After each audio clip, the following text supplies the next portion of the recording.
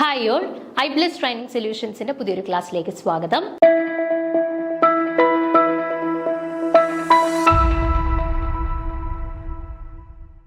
അപ്പം നമ്മൾ SET chemistry 2025 question paper ഡിസ്കഷനാണ് കണ്ടിന്യൂ ചെയ്യുന്നത്. അപ്പോൾ 25 ചോദ്യങ്ങൾ നമ്മൾ ലാസ്റ്റ് ക്ലാസ്സിൽ ഡിസ്കസ് ചെയ്തിട്ടുണ്ടായിരുന്നു. ഇനി 26ാമത്തെ ചോദ്യം നോക്കാം. ഓർഗാനിക് പാർട്ടിൽ നിന്നുള്ള ചോദ്യമാണ്.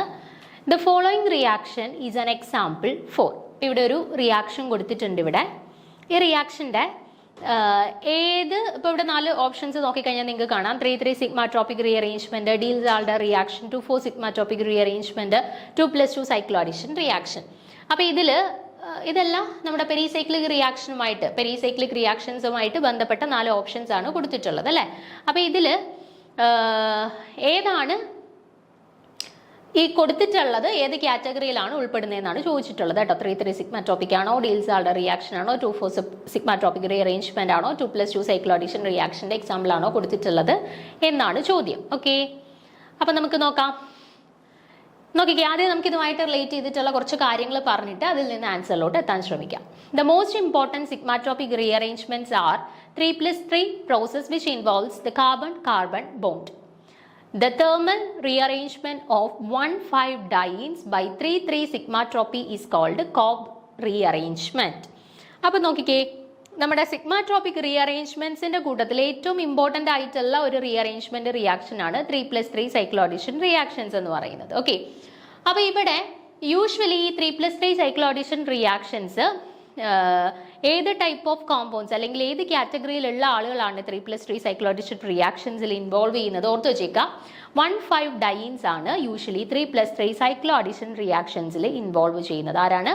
1,5 ഡൈൻസ് ആണ് യൂഷ്വലി 3+3 സൈക്ലോ അഡിഷൻ റിയാക്ഷൻസിൽ ഇൻവോൾവ് ചെയ്യുന്നത്. Okay, 3+3 sigmatropic rearrangement reaction, cyclo addition അല്ല, 3+3 സിഗ്മാട്രോപിക് റീഅറേഞ്ച്മെന്റ് റിയാക്ഷൻസിൽ ഇൻവോൾവ് ചെയ്യുന്നത്. അപ്പം the thermal rearrangement of 1,5 dienes by 3,3 sigmatropy is called Cobb rearrangement. അപ്പോൾ നോക്കിക്കേ, നമ്മുടെ ഈ പറയുന്ന 1,5 ഡൈൻസ് 3,3 സിഗ്മാട്രോപിക് റീഅറേഞ്ച്മെന്റ് റിയാക്ഷൻസിൽ അണ്ടർഗോൺ ചെയ്യുന്ന ആ ഒരു റിയാക്ഷൻ, തെർമൽ കണ്ടീഷൻസിലാണ് ഈ റിയാക്ഷൻ നടക്കുന്നത് എങ്കിൽ അവരെ ജനറലി കോബ് റീഅറേഞ്ച്മെന്റ് റിയാക്ഷൻസ് എന്നാണ് നമ്മൾ യൂഷ്വലി പറയാറുള്ളത്. ഓക്കെ, തെർമോഡൈനാമിക്കലി ഫേവർഡ് ഡയറക്ഷനിലായിരിക്കും യൂഷ്വലി റിയാക്ഷൻസ് ക്യാരിഡ് ഔട്ട് ചെയ്യുന്നത്. ഇവിടെ ഒരു എക്സാമ്പിൾ കൊടുത്തിട്ടുണ്ട്. നോക്കിക്കേ, ഞാനൊരു 1,5 ഡൈൻ എടുത്തു.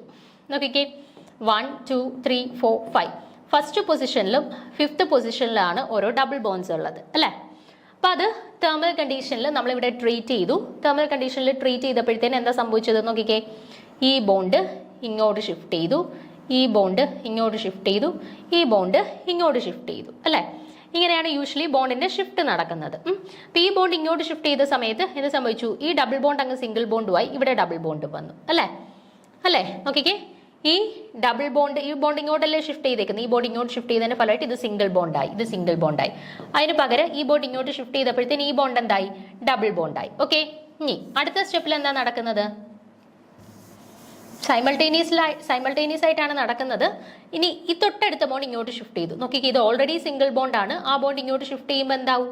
ഈ ബോണ്ട് ബ്രേക്ക് ആവും അല്ലേ. അപ്പോൾ ഈ 3,4 ബോണ്ട് അങ്ങ് ബ്രേക്ക് ആയിട്ട് ഈ സിംഗിൾ ബോണ്ടിലോട്ടാണ് ഈ ബോണ്ട് ഷിഫ്റ്റ് ചെയ്തത്. അപ്പോൾ ഈ സിംഗിൾ ബോണ്ടിന്റെ സ്ഥാനത്ത് എന്തായി? ഡബിൾ ബോണ്ടായി. ഓക്കെ, ദെൻ ഈ ബോണ്ട് ഇങ്ങോട്ട് ഷിഫ്റ്റ് ചെയ്തു. അപ്പോൾ ഡബിൾ ബോണ്ട് എന്തായി? സിംഗിൾ ബോണ്ടായി അല്ലേ. അപ്പോൾ ഇവിടെ നോക്കിക്കേ, ഇവിടുന്ന് ബോണ്ട് ഇങ്ങോട്ട് ഷിഫ്റ്റ് ചെയ്തതിന്റെ ഫലമായിട്ട് ഇവിടെ ഒരു നെഗറ്റീവ് ചാർജും ഇവിടുത്തെ ബോണ്ട് ഇങ്ങോട്ട് ഷിഫ്റ്റ് ചെയ്തതിന്റെ ഫലമായിട്ട് ഇവിടെ ഒരു പോസിറ്റീവ് ചാർജ് ഡെവലപ്പ് ചെയ്യുകയും ആ പോസിറ്റീവ് നെഗറ്റീവിന്റെ ഇടയിൽ ഒരു ബോണ്ട് ഫോം ചെയ്യുകയും ചെയ്തു. ആ 1ന്റെയും 6ന്റെയും ഇടയിൽ ഒരു ബോണ്ടും ഫോം ചെയ്ത് നമുക്ക് ഫൈനലി കിട്ടുന്ന കോമ്പൗണ്ട് എന്ന് പറഞ്ഞാൽ ഇതായിരിക്കും. ഒരു ഡിഫറെന്റ് ആയിട്ടുള്ള ഒരു 1,5 ഡൈൻസ് തന്നെ നമുക്ക് കിട്ടും. ഓൾറെഡി 1,5 ഡൈൻസ് ആണ് 3,3 സിഗ്മാട്രോപിക് റീഅറേഞ്ച്മെന്റ് റിയാക്ഷനിൽ ഇൻവോൾവ് ചെയ്തത്. കിട്ടുന്നത് നമുക്ക് വ്യത്യസ്തമായിട്ടുള്ള ഡിഫറെന്റ് ആയിട്ടുള്ള മറ്റൊരു 1,5 ഡൈൻ ആയിരിക്കും നമുക്ക് ഇവിടെ പ്രൊഡക്റ്റ് ആയിട്ട് കിട്ടുന്നത്. ഓക്കെ, അപ്പോൾ ഇതാണ് യൂഷ്വലി 3,3 സിഗ്മാട്രോപിക് റീഅറേഞ്ച്മെന്റ് റിയാക്ഷന്റെ കണ്ടീഷൻ. അപ്പോൾ നമുക്ക് മനസ്സിലായി 1,5 ഡൈൻസ് ആണ് തെർമൽ കണ്ടീഷൻസിൽ റിയാക്ഷൻ നടത്തുന്നത് എങ്കിൽ അത് 3,3 സിഗ്മാട്രോപിക് റീഅറേഞ്ച്മെന്റ് റിയാക്ഷൻസ് ആയിരിക്കും എന്ന് നമുക്ക് പറയാം. അപ്പോൾ ഇവിടെ നിങ്ങൾ നോക്കിക്കേ, 1, 2, 3, 4, 5, 6. അപ്പോൾ ഇവിടെ നോക്കിക്കേ, ഫസ്റ്റ് പൊസിഷനിലും 5th പൊസിഷനിലും ഒരു ഡബിൾ ബോണ്ട് ഉണ്ട് അല്ലേ. അപ്പോൾ ഇതും എന്താണ്? 1,5 ഡൈൻസ് ആണ്. സോ ഇവരും എന്തിന് എക്സാമ്പിൾ ആയിട്ട് നമുക്ക് പറയാം? 1,5 ഡൈൻസ് ആയതുകൊണ്ട് തന്നെ സിഗ്മാട്രോപിക് റീഅറേഞ്ച്മെന്റ് റിയാക്ഷൻ ഇവിടെ ഇതുപോലെ ആയിരിക്കും. ബോണ്ട് ഇങ്ങോട്ട് ഷിഫ്റ്റ് ചെയ്യുന്നു, ഇതിന്റെ ബലമായിട്ട് തൊട്ടടുത്ത ബോണ്ട് ഇങ്ങോട്ട് ഷിഫ്റ്റ് ചെയ്യുന്നു, ഈ ബോണ്ട് ഇങ്ങോട്ട് ഷിഫ്റ്റ് ചെയ്യുന്നു, ഈ ബോണ്ട് ഇങ്ങോട്ട് ഷിഫ്റ്റ് ചെയ്യുന്നു. ഷിഫ്റ്റിംഗ് എല്ലാം കഴിഞ്ഞിട്ട് നമ്മൾ വരയ്ക്കുന്ന സമയത്ത് ദാണ്ട് ഇതുപോലെയുള്ള ഒരു സ്ട്രക്ചർ ആയിരിക്കും നമുക്ക് കിട്ടുക. 1 2 3 4 5 6 7 മെമ്പേർഡ് ആയിട്ടുള്ള കോമ്പൗണ്ട് ആണ്. 1,5 ഡൈൻ തന്നെയല്ലേ അവിടെ ഫസ്റ്റ് പൊസിഷനിലും 5th പൊസിഷനിലും ഡബിൾ ബോണ്ട് വരുന്നു. അപ്പോൾ നമുക്ക് മറ്റു തരത്തിലുള്ള അല്ലെങ്കിൽ ആദ്യം ഇനിഷ്യലി ഉണ്ടായിരുന്നതിൽ നിന്നും വ്യത്യസ്തമായിട്ടുള്ള മറ്റൊരു 1,5 ഡൈൻ തന്നെയാണ് നമുക്ക് കിട്ടിയത്. അപ്പം 1,5 ഡൈൻസ് റിയാക്ഷനിൽ തെർമൽ റിയാക്ഷൻസിലാണ് ഇൻവോൾവ് ചെയ്തത്. പ്രൊഡക്റ്റ് ആയിട്ട് നമുക്ക് കിട്ടിയിട്ടുള്ളത് മറ്റൊരു 1,5 ഡൈൻ തന്നെയാണ്. അങ്ങനെയാണെന്നുണ്ടെങ്കിൽ റിയാക്ഷൻ എന്താണ്? 3,3 സിഗ്മാറ്റോപിക് റീഅറേഞ്ച്മെന്റ് റിയാക്ഷൻ ആണ് കേട്ടോ. 3,3 സിഗ്മാറ്റോപിക് റീഅറേഞ്ച്മെന്റ് റിയാക്ഷന്റെ കണ്ടീഷൻ അറിയാമെന്നുണ്ടെങ്കിൽ അത് യൂസ് ചെയ്തിട്ട് നമുക്ക് ഇവിടെ നടക്കുന്നത് 3,3 സിഗ്മാറ്റോപിക് റീഅറേഞ്ച്മെന്റ് റിയാക്ഷൻ ആണ് എന്നുള്ളത് നമുക്ക് കൺക്ലൂഡ് ചെയ്യാൻ സാധിക്കും. ഓക്കെ, സോ ഓപ്ഷൻ എ ആണ് ഇവിടെ കറക്റ്റ് ആൻസർ ആയിട്ട് വന്നിട്ടുള്ളത്. ഓക്കെ, ഇനി അടുത്ത ചോദ്യം നോക്കാം. Identify the major product of the following reaction. അപ്പൊ ഇവിടെ ഒരു റിയാക്ഷൻ കൊടുത്തിട്ടുണ്ട്. ഒരു ആസിഡ് കാറ്റലൈസ്ഡ് ആയിട്ടുള്ള ഒരു റിയാക്ഷൻ ആണ്. H+ന്റെ പ്രസൻസിലാണ് റിയാക്ഷൻ നടക്കുന്നതായിട്ട് കാണിച്ചിട്ടുള്ളത്. ഇവിടെ നമുക്ക് കിട്ടുന്ന പ്രൊഡക്റ്റ് ഇതിൽ ഏതാണ് ഫൈനൽ പ്രൊഡക്റ്റ് എന്നാണ് ചോദ്യം. ഓക്കെ, അപ്പൊ നോക്കുക, this is an example for an acid catalysed dehydration reaction. ഇപ്പൊ ഇവിടെ H+ന്റെ പ്രസൻസിലാണ് റിയാക്ഷൻ നടക്കുന്നത്. സോ ഒരു ആസിഡ് കാറ്റലൈസ്ഡ് ഡീഹൈഡ്രേഷൻ റിയാക്ഷൻ ആണ് യൂഷ്വലി ഇവിടെ നടക്കുന്നത്. Okay, this reaction involves the removal of a water molecule. അപ്പോൾ ഡീഹൈഡ്രേഷൻ റിയാക്ഷൻ ആണ്. സോ എന്ത് നടക്കും? ആസിഡ് കാറ്റലൈസ്ഡ് ആണ്, H+ന്റെ പ്രസൻസിലാണ്. സോ എന്ത് നടക്കും? ഒരു വാട്ടർ മോളിക്യൂളിന്റെ റിമൂവൽ യൂഷ്വലി ഇവിടെ നടക്കും. Okay, the product likely features a carbonyl group due to the dehydration of 2 hydroxyl group. അപ്പോൾ ഇവിടെ നോക്കിക്കേ, the product likely features a carbonyl group due to the dehydration of the 2 hydroxyl groups. അപ്പോൾ ഇവിടെ H+ന്റെ പ്രസൻസിലാണ് ഒരു water മോളിക്യൂളിനെ ഇവിടെ eliminate ചെയ്യുന്നതിന്റെ ഫലമായിട്ട് dehydration reaction ആണല്ലോ. അപ്പോൾ OHും ഇവിടുത്തെ Hഉം കൂടെ പോയി കഴിഞ്ഞാൽ എലിമിനേറ്റ് ചെയ്യുന്ന ഡീഹൈഡ്രേഷൻ റിയാക്ഷൻ ആണ്. സോ വാട്ടർ എലിമിനേറ്റ് ചെയ്യും. സോ ഈ ഒരു H2O എലിമിനേറ്റ് ചെയ്ത് കഴിഞ്ഞാൽ ഇവിടെ എന്തുണ്ട്? O- ഉണ്ട്. അതിങ്ങോട്ട് ഷിഫ്റ്റ് ചെയ്തിട്ട് ഇവിടെ എന്ത് ഫോം ചെയ്യും? ഒരു C double bond O form ചെയ്യും അല്ലെ. അപ്പോൾ ഒരു കാർബണൈൽ ഗ്രൂപ്പ് ഡെവലപ്പ് ചെയ്യാനായിട്ടുള്ള ഒരു പോസിബിലിറ്റി ഉണ്ട് അല്ലെ. ആസിഡ് കാറ്റലൈസ്ഡ് ഡീഹൈഡ്രേഷൻ റിയാക്ഷൻ ആണ് നടക്കുന്നത്. സോ വാട്ടർ മോളിക്യൂൾ എലിമിനേറ്റ് ചെയ്യും. വാട്ടർ മോളിക്യൂൾ എലിമിനേറ്റ് ചെയ്യുകയാണെന്നുണ്ടെങ്കിൽ അവിടെ O- വരും. ആ നെഗറ്റീവ് ചാർജ് ബോണ്ടിലോട്ട് ഷിഫ്റ്റ് ചെയ്തിട്ട് അവിടെ ഒരു C ഡബിൾ ബോണ്ട് O ഒരു കാർബണൈൽ ഗ്രൂപ്പ് ഡെവലപ്പ് ചെയ്യാം അല്ലെ. അപ്പൊ അതാ പറഞ്ഞിട്ടുള്ളത് the product likely features a carbonyl group due to the dehydration of the 2 hydroxyl group. The nitro groups remains unchanged during the reaction. അതുപോലെ തന്നെ നൈട്രോ ഗ്രൂപ്പിന് റിയാക്ഷനിൽ വല്ല മാറ്റങ്ങൾ വരുന്നുണ്ടോ? അതുകൊണ്ട് ഇവിടെ നൈട്രോ ഗ്രൂപ്പ്സ് അറ്റാച്ച് ചെയ്തിട്ടുണ്ട്. ആ നൈട്രോ ഗ്രൂപ്പ്സിന് റിയാക്ഷൻ നടക്കുമ്പോൾ വല്ല മാറ്റം വരുന്നുണ്ടോ? ഇല്ല. നൈട്രോ ഗ്രൂപ്പ്സ് അതിന്റെ ഒറിജിനൽ പൊസിഷൻ എവിടെയാണോ അവിടെ തന്നെ റിമൈൻ ചെയ്യും. ആകെ ആസിഡ് കാറ്റലൈസ്ഡ് റിയാക്ഷനിൽ അവിടെ ഡീഹൈഡ്രേഷൻ മാത്രമേ നടക്കുന്നുള്ളൂ, വാട്ടറിന്റെ എലിമിനേഷൻ മാത്രമേ നടക്കുന്നുള്ളൂ. അല്ലാണ്ട് അവിടെ വേറെ മറ്റ് ചേഞ്ചസ് അവിടെയുള്ള NO2 ഗ്രൂപ്പിനുള്ള ചേഞ്ചസോ അങ്ങനെ യാതൊരു തരത്തിലുള്ള ചേഞ്ചസും വേറെ തരത്തിലുള്ള യാതൊരു ചേഞ്ചസും അവിടെ ഉണ്ടാവുന്നില്ല. ഓക്കെ, അപ്പൊ നിങ്ങൾ നോക്കിക്കേ, നമുക്ക് കാർബണൈൽ ഗ്രൂപ്പ് ഈ വാട്ടർ മോളിക്യൂൾ അവിടുന്ന് എലിമിനേറ്റ് ചെയ്തിട്ട് ഈ വാട്ടർ മോളിക്യൂൾ ഇവിടുന്ന് എലിമിനേറ്റ് ചെയ്ത ശേഷം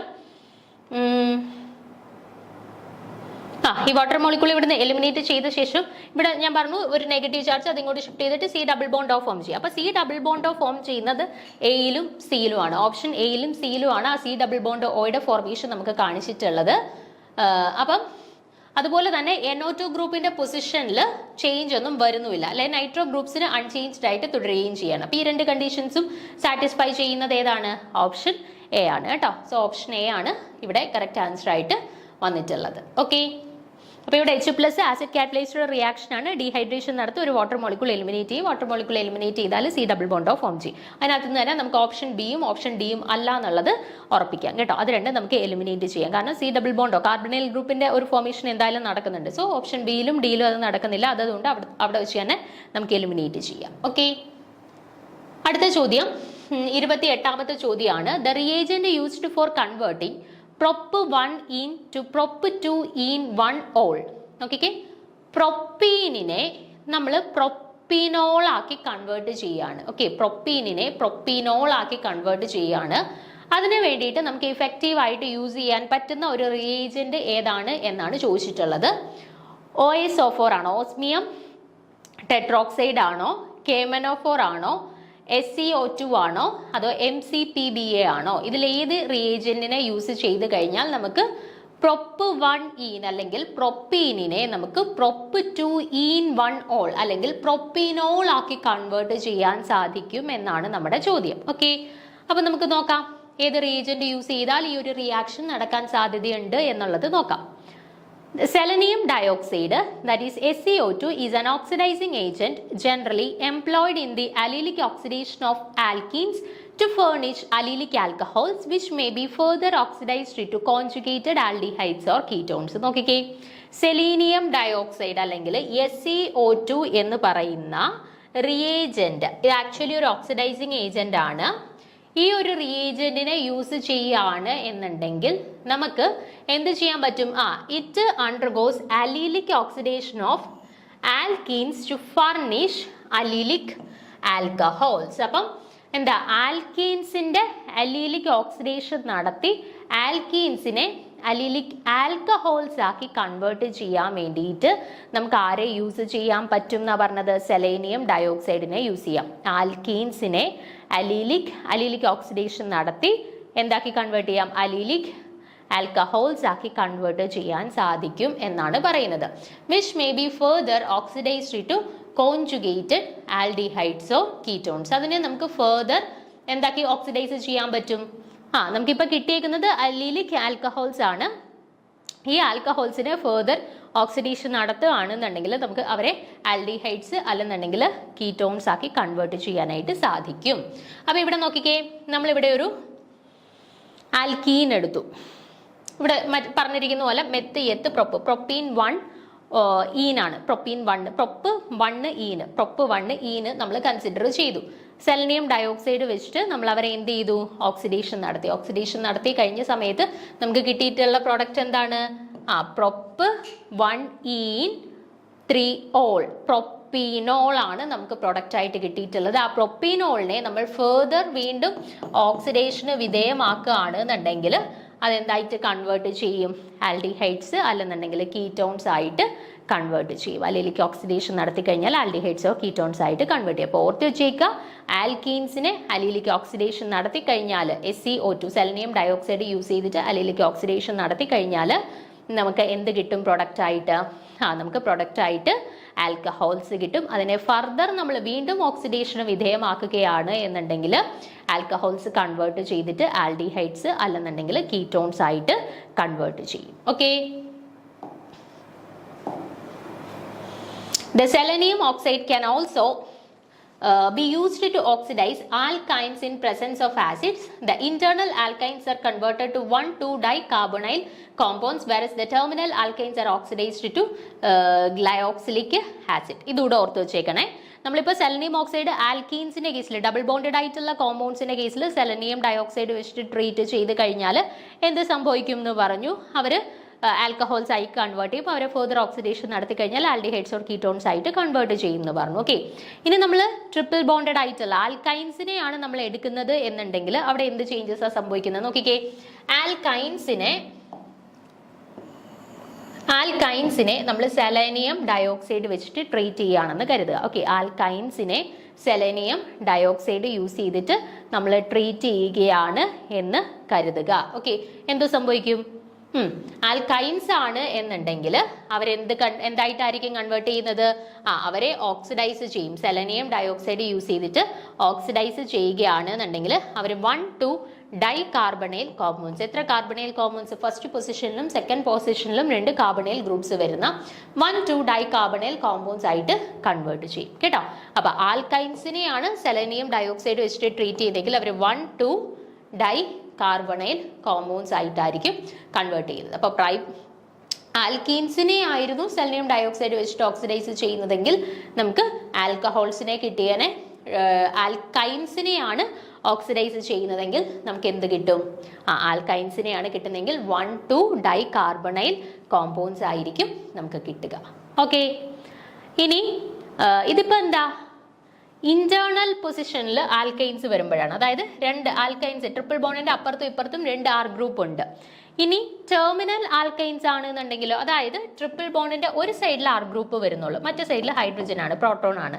ഓക്കെ, അപ്പൊ അത് ഏറ്റവും അറ്റത്തുള്ള ഒരു ആൽക്കൈൻ ആണ്, ടെർമിനൽ പൊസിഷനിൽ വരുന്ന ആൽക്കൈൻ ആണ് എന്നുണ്ടെങ്കിൽ ഗ്ലയോക്സിലിക് ആസിഡുകളായിട്ടായിരിക്കും അവർ കൺവേർട്ട് ചെയ്യുന്നത്, ആസിഡ് ഫോമിലായിട്ടായിരിക്കും. നോക്കിക്കേ, R C double bond O C OOH glyoxylic ആസിഡുകളായിട്ടായിരിക്കും കൺവേർട്ട് ചെയ്യുന്നത്, ആസിഡിക് ഫോമിലോട്ടായിരിക്കും കൺവേർട്ട് ചെയ്യുന്നത് കേട്ടോ. അപ്പം എന്തൊക്കെയാണ് പറഞ്ഞത്? സെലനിയം ഡയോക്സൈഡ് യൂസ് ചെയ്തിട്ട് നമ്മൾ ആൽക്കീൻസിനെ ഓക്സിഡൈസ് ചെയ്യുകയാണെന്നുണ്ടെങ്കിൽ അവർ ആൽക്കഹോൾസ് ആയിട്ട് കൺവേർട്ട് ചെയ്യും. ഫെർദർ ഓക്സിഡൈസ് ചെയ്യുവാണെന്നുണ്ടെങ്കിൽ അത് ആൽഡിഹൈഡ്സ് ഓർ കീറ്റോൺസ് ആയിട്ട് കൺവേർട്ട് ചെയ്യും. എന്നാൽ ഇന്റേണൽ ആൽക്കൈൻസിനെയാണ് നമ്മൾ ഓക്സിഡേഷൻ നടത്തുന്നത് എന്നുണ്ടെങ്കിൽ അവരെന്തായിട്ട് കൺവേർട്ട് ചെയ്യും? ഇന്റേണൽ ആൽക്കൈൻസ് 1,2 ഡയോൾസ് ആയിട്ട് കൺവേർട്ട് ചെയ്യും. ഓക്കെ, 1,2 ഡയോൾസ് ആയിട്ട് കൺവേർട്ട് ചെയ്യും. ഇനി എന്താ മൂന്നാമത്തെ കാറ്റഗറി എന്താ? ടെർമിനൽ പൊസിഷൻസിൽ ആൽക്കൈൻ ഗ്രൂപ്പുകൾ വരികയാണെന്നുണ്ടെങ്കിൽ സെലനിയം ഡയോക്സൈഡ് വെച്ചിട്ട് ട്രീറ്റ് ചെയ്യുന്ന സമയത്ത് അവർ ഗ്ലയോക്സിലിക് ആസിഡുകളായിട്ട് ആസിഡ്സ് ആയിട്ടാണ് കൺവേർട്ട് ചെയ്യുന്നത്. 3 ഡിഫറെൻറ്റ് കേസസും പഠിച്ചു വെച്ചേക്കുക. ചോദ്യത്തിനകത്ത് നോക്കുക, ആൽക്കീൻസ് ആണോ, ടെർമിനൽ ആൽക്കൈൻസ് ആണോ, അതോ ഇന്റേണൽ ആൽക്കൈൻസ് ആണോ എന്നുള്ളത് ചോദ്യത്തിൽ കൃത്യമായിട്ട് നോക്കിയിട്ട് ആൻസർ ഐഡന്റിഫൈ ചെയ്യാനായിട്ട് ശ്രദ്ധിക്കണം കേട്ടോ. അപ്പൊ ക്ലിയർ ആണല്ലോ? സെലനിയം ഡയോക്സൈഡ് റീജന്റ് ആയിട്ട് വരുന്ന കേസിൽ ഓരോരുത്തും എന്തൊക്കെ ചേഞ്ചസ് ആണ് വരുന്നത് എന്നുള്ളത് മനസ്സിലാക്കി വെച്ചേക്കുക. അപ്പൊ നോക്കിക്കേ, ഇവിടെ ഏതാണ്? പ്രൊപ്പ് 1 ഈൻ അല്ലെങ്കിൽ പ്രൊപ്പീനിനെ പ്രൊപ്പ് 2 ഈൻ 1 ഓൾ അല്ലെങ്കിൽ പ്രൊപ്പീനോൾ ആക്കി ആൽക്കഹോൾ ആക്കി കൺവേർട്ട് ചെയ്യുന്നതിന് വേണ്ടിയിട്ട് ഏത് റീജന്റ് ആണ് നമുക്ക് എഫക്റ്റീവ് ആയിട്ട് യൂസ് ചെയ്യാനായിട്ട് പറ്റുക? ഓപ്ഷൻ സി, സെലനിയം ഡയോക്സൈഡ് ആണ് നമുക്കിവിടെ ഇഫക്റ്റീവ് ആയിട്ട് യൂസ് ചെയ്യാൻ പറ്റിയ ഒരു റിയേജന്റ് എന്ന് പറയുന്നത്. ഓക്കെ ആണേ? ക്ലിയർ ആണല്ലോ? അപ്പൊ അടുത്ത ചോദ്യത്തിലോട്ട് പോവാം. Identify the correct order in terms of energy for cyclohexane conformations. അപ്പൊ സൈക്ലോഹെക്സൈൻ്റെ ഡിഫറെന്റ് ടൈപ്സ് ഓഫ് കൺഫർമേഷൻസ് ഇവിടെ കൊടുത്തിട്ടുണ്ട്. ഇതിൽ കറക്റ്റ് ഓർഡർ കണ്ടുപിടിക്കാനായിട്ടാണ് ചോദിച്ചിട്ടുള്ളത്. ഈ കൺഫർമേഷൻസിൽ കറക്റ്റ് ആയിട്ട് വരുന്ന ഒരു പെയർ ഓഫ് ഓർഡർ തിരഞ്ഞെടുക്കുക.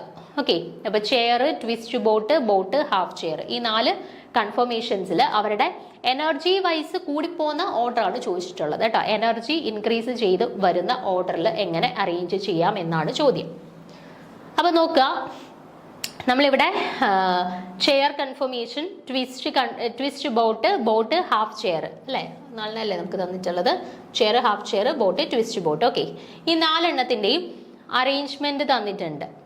ആക്സിയൽ, ഇക്വറ്റോറിയൽ പൊസിഷൻസിലൊക്കെ ഏത് രീതിയിലാണ് അറേഞ്ച് ചെയ്യുന്നത് എന്ന് കൊടുത്തിട്ടുണ്ട്.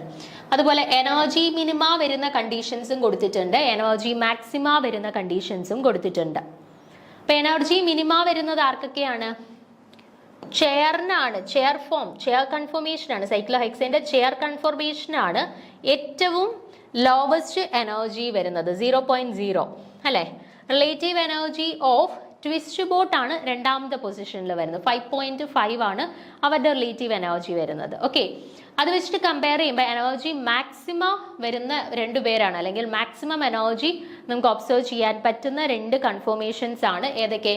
ബോട്ടും അതുപോലെ തന്നെ ഹാഫ് ചെയറും. ഹാഫ് ചെയറിനാണ് നോക്കിക്കേ റിലേറ്റീവ് എനർജി ഏറ്റവും കൂടുതലായിട്ട് കൊടുത്തേക്കുന്നത്, 10 കിലോ കലോറി പെർ മോള്.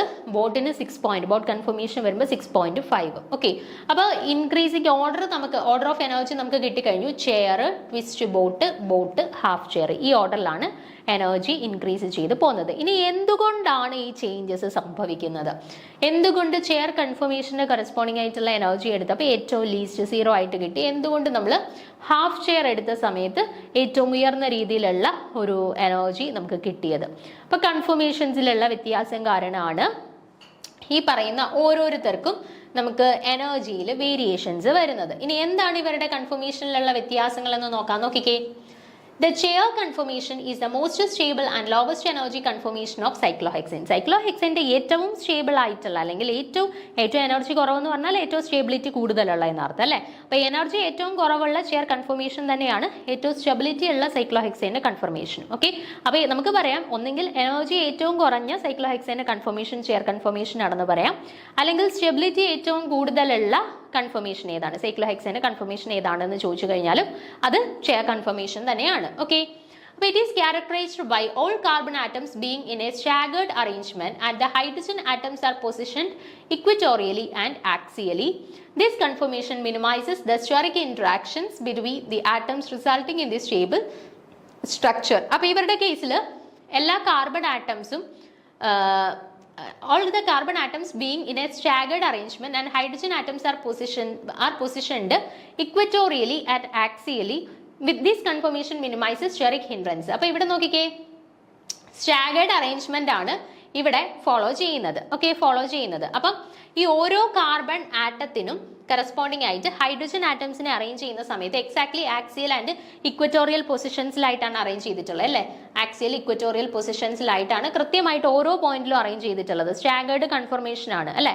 അതുകൊണ്ട് തന്നെ സ്റ്റെറിക് ഹിൻഡ്രൻസിനുള്ള ചാൻസ് വളരെ കുറവാണ്. ഓക്കെ, അപ്പൊ ആ സ്റ്റെറിക് ഹിൻഡ്രൻസിനുള്ള സാധ്യത വളരെ കുറവായതുകൊണ്ട് തന്നെ എന്ത് ചെയ്യുന്നു, ആറ്റംസ് അല്ലെന്നുണ്ടെങ്കിൽ ആ ഒരു സ്ട്രക്ചർ ഏറ്റവും സ്റ്റേബിൾ ആയിട്ടുള്ള ഒരു കൺഫർമേഷൻ അറ്റൈൻ ചെയ്യുന്നു. ഓക്കെ, അപ്പൊ റീസൺ ഇതാണ്. ചെയർ കൺഫർമേഷന്റെ കേസ് എടുക്കുമ്പോഴത്തേന് ഏറ്റവും സ്റ്റെബിലിറ്റി ഉള്ള കൺഫർമേഷൻ അതാണ്. കാരണം ഇപ്പം ഒരു സ്റ്റാഗേർഡ് ആയിട്ടുള്ള കൺഫർമേഷനാണ് അവർ ഫോളോ ചെയ്യുന്നത്. ഓരോ കാർബൺ ആറ്റം നമ്മൾ കൺസിഡർ ചെയ്താലും അവിടെയുള്ള ഹൈഡ്രജൻ ആറ്റംസിനെ എക്സാക്ട്ലി ആക്സിയൽ ആൻഡ് ഇക്വറ്റോറിയൽ പൊസിഷൻസിലായിട്ടാണ് അറേഞ്ച് ചെയ്തിട്ടുള്ളത്. അതുകൊണ്ട് തന്നെ സ്റ്റെറിക് ഇന്ററാക്ഷൻസിനുള്ള ചാൻസസ് വളരെ കുറവായിരിക്കും. ഓക്കെ, അതുകൊണ്ട് തന്നെ സ്റ്റെബിലിറ്റി കൂടുതലായിരിക്കും. ഓക്കെ, ഇനി രണ്ടാമത്തത് ട്വിസ്റ്റ് ബോട്ട് കൺഫർമേഷൻ. ഇപ്പൊ ട്വിസ്റ്റ് ബോട്ട് കൺഫർമേഷൻ നമ്മൾ കണ്ടു, ഏകദേശം ഒരു 5.5 ആ ഒരു റേഞ്ചിൽ വരികയാണ്. അതായത് നമ്മുടെ ചെയർ കഴിഞ്ഞാൽ പിന്നീട് അതിനെക്കാട്ടി കുറച്ച് സ്റ്റെബിലിറ്റി കുറവാണ്, പക്ഷെ സെക്കൻഡ് പൊസിഷനിൽ വരുന്ന ആളുകൾ എന്ന് പറയുന്നത് ഈ ട്വിസ്റ്റ് ബോട്ട് കൺഫർമേഷൻ ആണ്. അപ്പൊ ഇവരുടെ കേസിൽ എന്തുകൊണ്ടാണ് മറ്റവരെ വെച്ച് നോക്കിയപ്പോൾ എനർജി കുറച്ചൊന്ന് കൂടിയത്, അല്ലെന്നുണ്ടെങ്കിൽ സ്റ്റെബിലിറ്റി കുറച്ചൊന്ന് കുറയാനുണ്ടായ റീസൺ എന്താണ് നോക്കിക്കേ.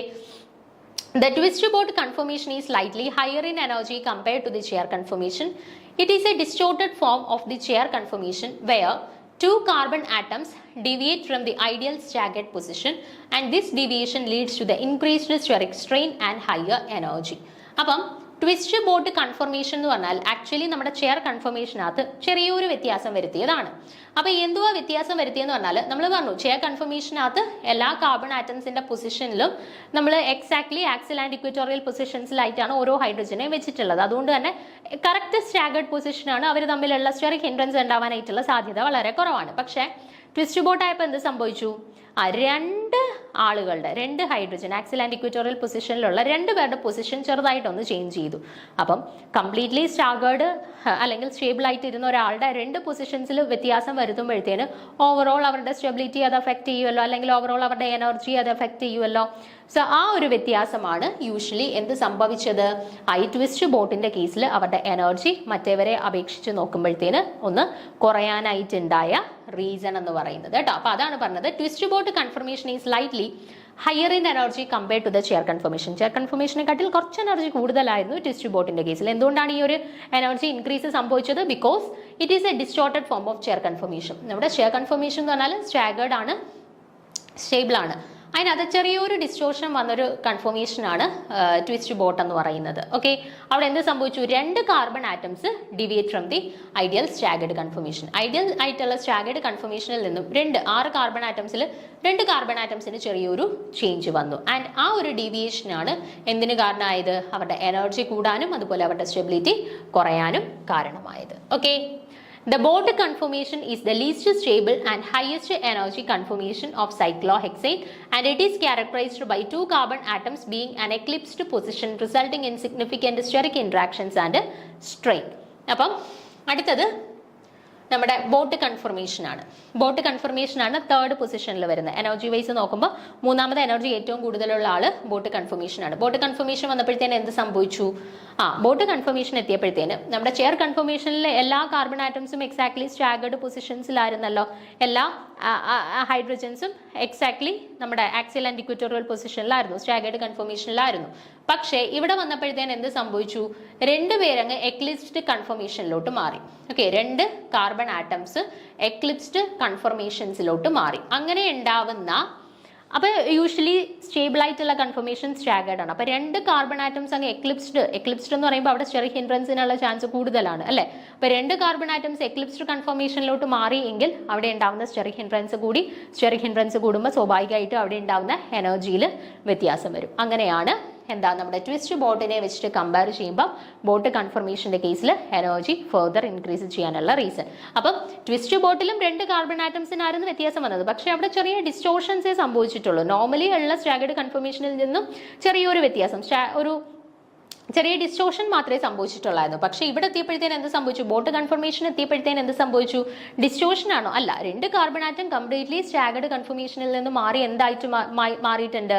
എക്ലിപ്സ്ഡ് കൺഫർമേഷൻ ആയിട്ട് മാറിയിട്ടുണ്ട്. അപ്പം കാര്യമായിട്ടുള്ള ഒരു സ്റ്റെറിക് ഹിൻഡ്രൻസ് അവിടെ ഉണ്ടാവുന്നു. അതിന്റെ ഫലമായിട്ട് കാര്യമായിട്ട് ഉണ്ടാവുന്ന ഒരു ചേഞ്ച് തന്നെ ആരുടെ കേസിൽ? ബോട്ട് കൺഫർമേഷന്റെ എനർജിയുടെ കേസിൽ ഉണ്ടാവുന്നുണ്ട്. ഓക്കെ, അപ്പോൾ അതാണ് ബോട്ട് കൺഫർമേഷൻ മൂന്നാമത്തെ സ്ഥാനത്ത് വരാനായിട്ടുള്ള റീസൺ. അടുത്തത് half chair conformation. Half chair conformation വന്നപ്പോഴത്തേന് എന്ത് സംഭവിച്ചു? It has 5 of the 6 carbon atoms in the plane and 1 of the carbon atom out of the plane.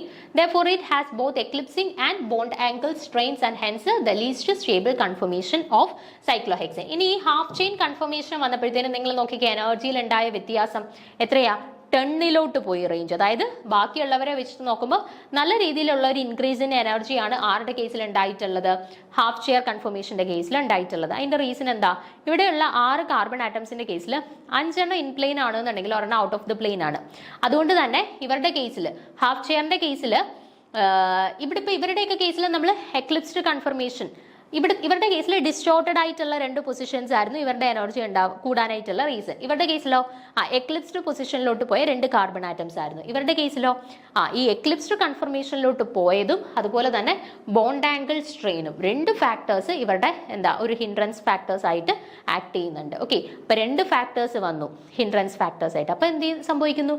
Energy അത്രത്തോളം അങ്ങ് ഇൻക്രീസ് ചെയ്യുന്നു. ഓക്കെ, അപ്പൊ ആ റീസൺ കൊണ്ടിട്ടാണ് ഹാഫ് ചെയർ കൺഫർമേഷന് കമ്പാരിറ്റീവ്ലി ബാക്കി എല്ലാവരെയും വെച്ച് നോക്കുമ്പോഴത്തേന് ഏറ്റവും ലീസ്റ്റ് സ്റ്റെബിലിറ്റി ഉള്ളവർ, അല്ലെന്നുണ്ടെങ്കിൽ ഏറ്റവും എനർജി കൂടുതലുള്ളവരായിട്ട് കണ്ടുവരുന്നത് കേട്ടോ. അപ്പൊ half chair conformation has 5 of the 6 carbon atoms in a plane and 1 carbon atom out of the plane. 5 പേര് ഇൻ പ്ലെയിൻ ആയിട്ട് കിടക്കുകയാണെന്നുണ്ടെങ്കിൽ ഒരാൾ ഔട്ട് പ്ലെയിൻ ആയിട്ട് കിടക്കുകയാണ്.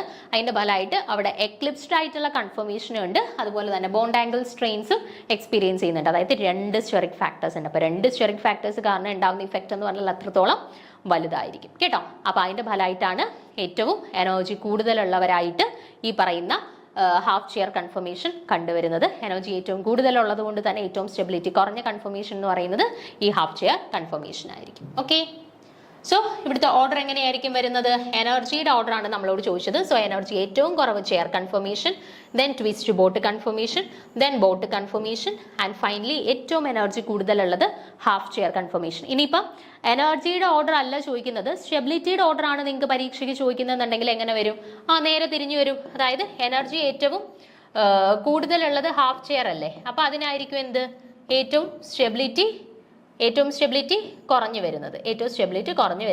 ദെൻ അതിനെക്കാട്ടിൽ സ്റ്റെബിലിറ്റി കൂടുതലായിരിക്കും ബോട്ട് കൺഫർമേഷന്, ആൻഡ് അതിനെക്കാട്ടിൽ സ്റ്റെബിലിറ്റി കൂടുതലായിരിക്കും ട്വിസ്റ്റ് ബോട്ട് കൺഫർമേഷന്, ആൻഡ് ഏറ്റവും സ്റ്റെബിലിറ്റി കൂടുതലുള്ള confirmation എന്തായിരിക്കും? ചെയർ കൺഫർമേഷൻ ആയിരിക്കും കേട്ടോ. ഓർത്ത് വെച്ചേക്കാം, ഈ കൊടുത്തിട്ടുള്ളത് എനർജിയുടെ ഓർഡർ ആണ്.